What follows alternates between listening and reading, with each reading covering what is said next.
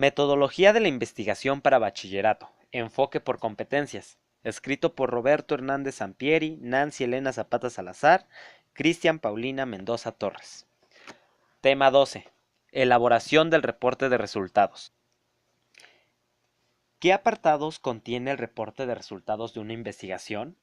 Este cuenta con portada, índices, resumen, palabras claves, cuerpo del documento, referencias y apéndices. De todas estas, el cuerpo del documento específicamente tiene apartados dentro, el cual es el reporte como tal, lo cual debe de llevar introducción, marco teórico, la cual es la revisión de la literatura, método y resultados. Igual que la discusión.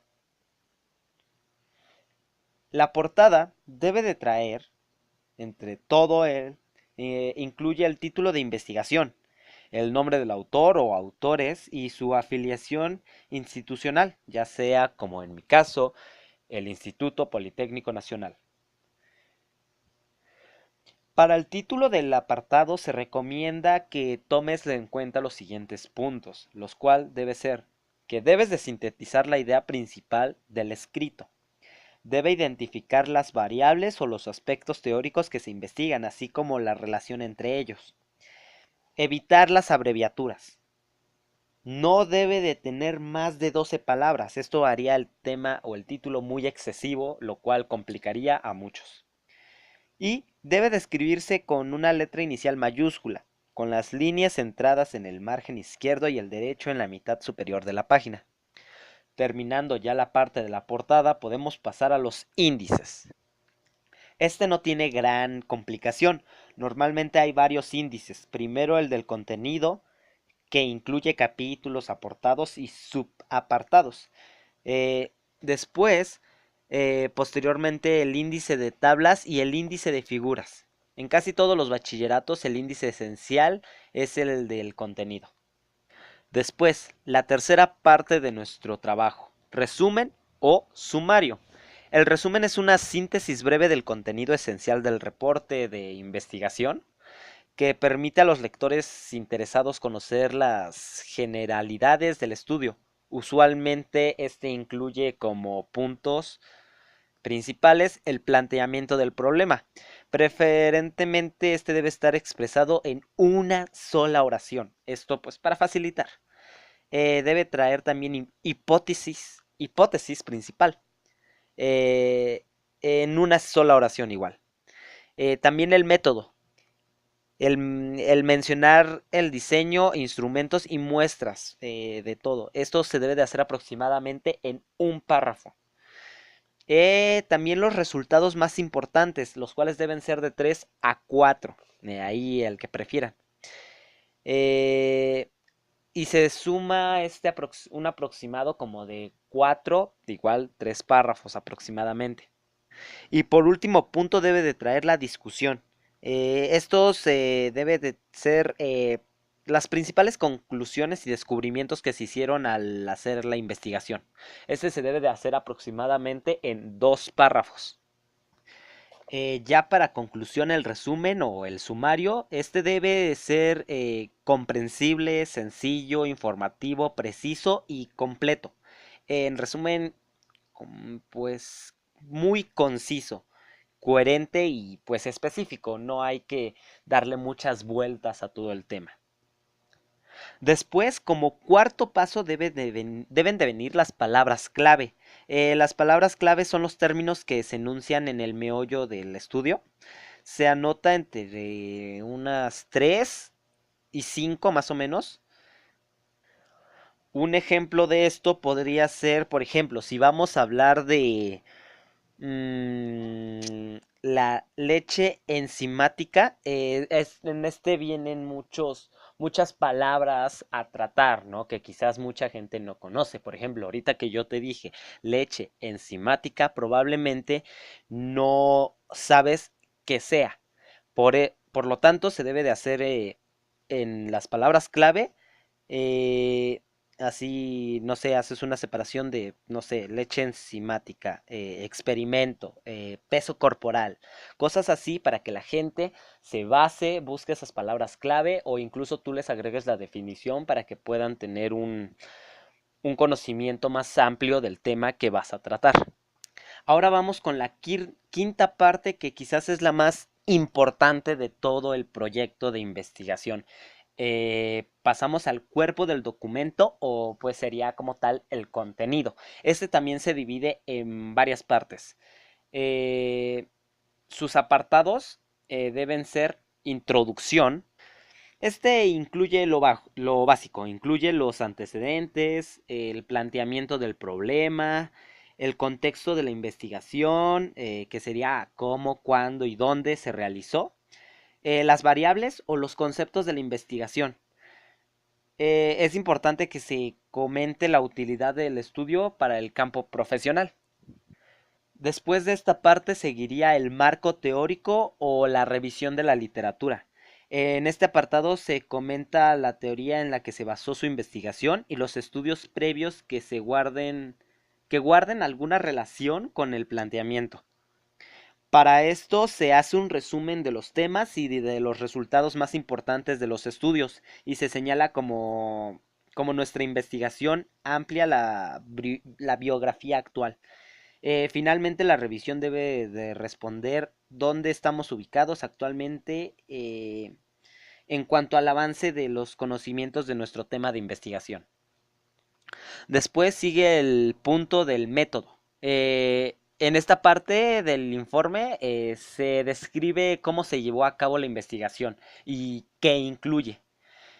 Por ejemplo, se debe de agregar como, por ejemplo, contexto de la investigación, que es el lugar, sitio, tiempo, bueno, eso.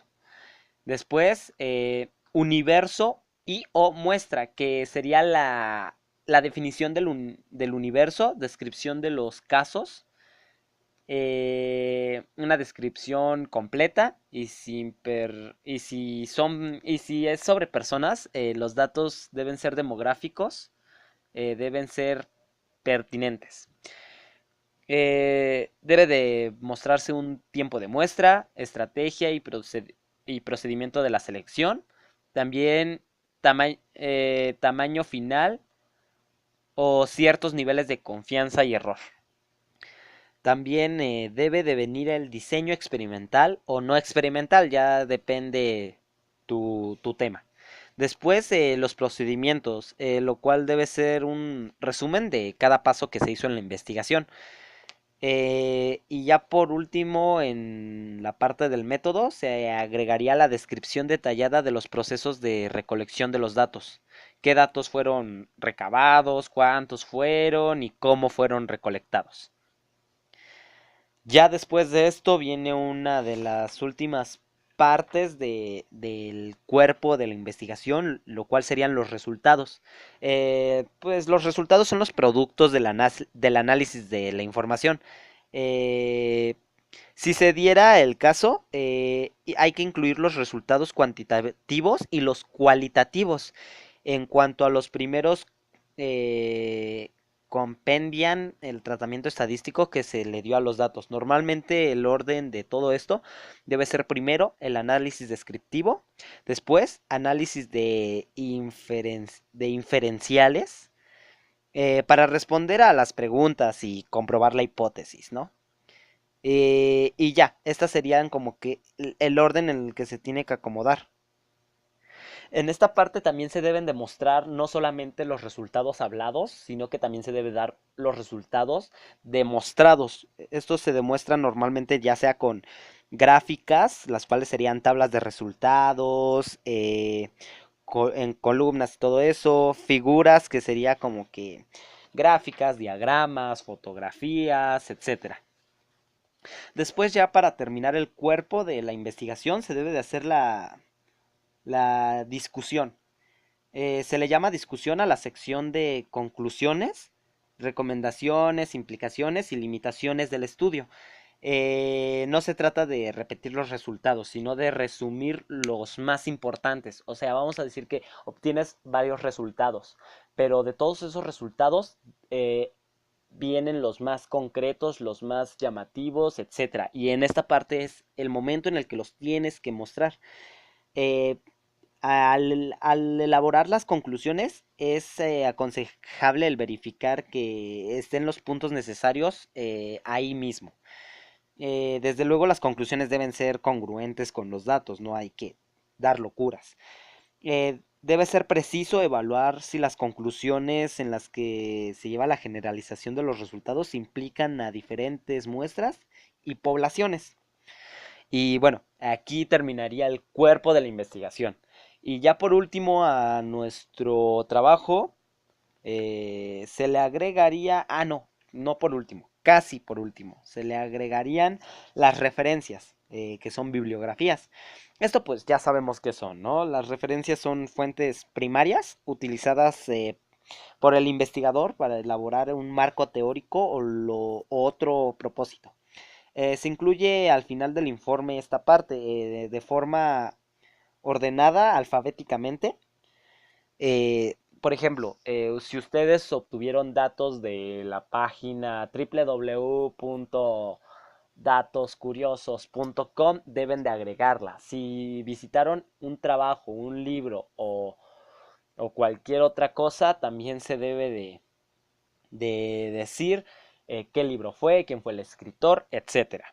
Y, y ya por último, esto sí ya es lo último, se deben de agregar los apéndices. Los apéndices son útiles para profundizar en ciertos materiales sin distraer de la lectura del texto. O sea, como que los temas aparte a tratar sin distraer a la persona del tema. Eh, Algunos ejemplos de apéndices serían el instrumento de recolección de los datos utilizados, un nuevo programa de cómputo, análisis estadísticos adicionales, el desarrollo de una fórmula, fotografías, pues etcétera, ¿no? Cosas que te ayuden a complementar tu investigación.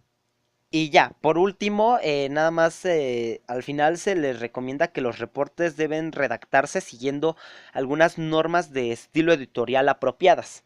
No lo vayas a hacer de todo, así como que de chile, mole y pozole, sino que debes de hacer que el reporte de los resultados de una investigación debe utilizar siempre un estilo apropiado y uniforme para citar sus referencias en el texto y al final en las referencias bibliográficas se debe de agregar esto.